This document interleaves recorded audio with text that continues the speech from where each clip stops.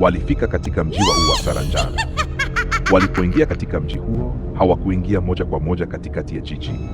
Badala yake, walijikuta wakiwa bado katika maeneo ya pembezoni mwa mji, ambayo yalionekana kuwa ya kawaida tu na si ya kisasa sana ukilinganisha na katikati ya jiji. Wakazi wa maeneo hayo waliishi maisha ya kawaida kabisa. Walikuwa watu watulivu, wanaendelea na shughuli zao za kila siku bila dalili zozote za maisha ya anasa au maendeleo ya kisasa. Hata hivyo, Fitri pamoja na wenzake waligundua jambo la kushangaza. Mfumo wa ulinzi wa CCTV wa mji huo ulikuwa wa hali ya juu sana. Kamera hizo zilionekana kuwabaini mara moja kuwa wao ni wageni katika mji huo. Bila kupoteza muda, walinzi wa usalama wa mji walianza kuwafuatilia. Hapo ndipo mapambano na mbio zilipoanza. Ilikuwa ni harakati za kuokoa maisha, kila mmoja akikimbia ili kujinusuru.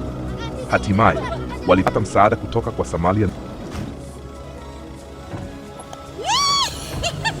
kugundua kuwa mtoto aliyekuwa aliitwa Hendra.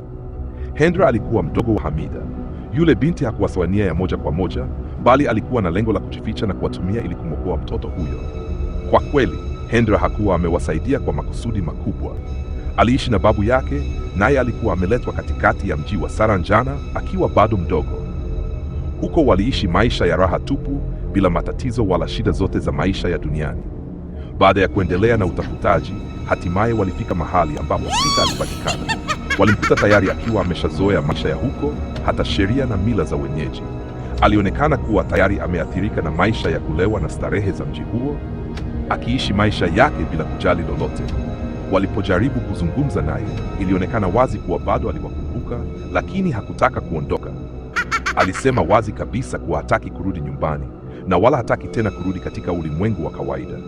Sababu yake ilikuwa ni kwamba alijisikia mwenye furaha kubwa sana katika mji huo. Watu wa Wasaranjana walimheshimu, walimjali na kumpa thamani aliyokuwa hajawahi kuipata duniani.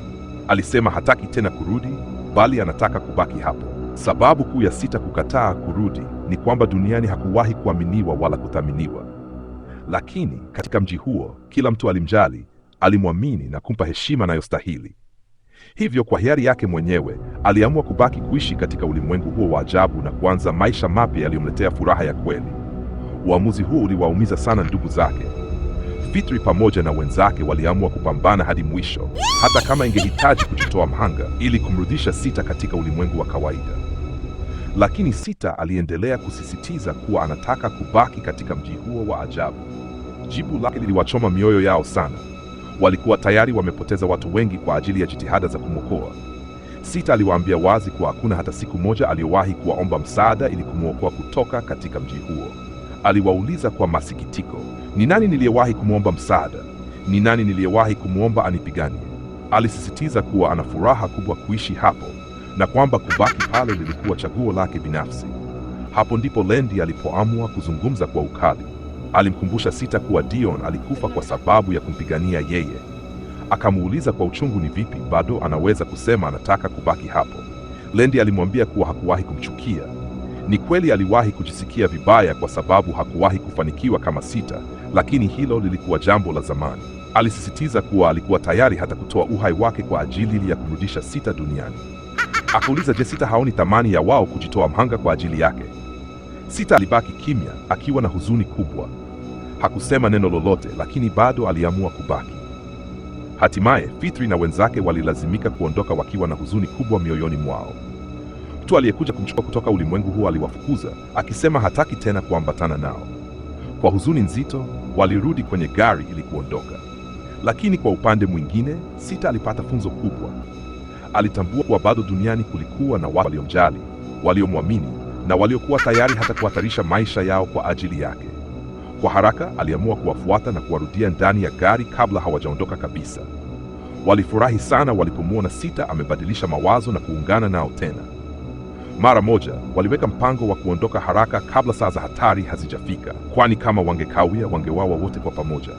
Kwa bahati nzuri, walifanikiwa kurudi katika ulimwengu wa kawaida wakitokea kwenye kina cha bahari. Hatimaye walitoroka kabisa kutoka Saranjana na kuacha mji wa Saranjana nyuma yao. Wakati huo huo, katika mji wa Saranjana, yule mwana wa kifalme aliyekuwa amepanga kumuua Sita alikasirika sana baada ya kugundua kuwa Sita ametoweka. Wakazi wa mji huo walipatwa na taharuki kubwa, kwani kulikuwa na dalili za maandalizi ya mapigano makubwa, huku binti aliyepaswa kuolewa akiwa tayari ametoroka.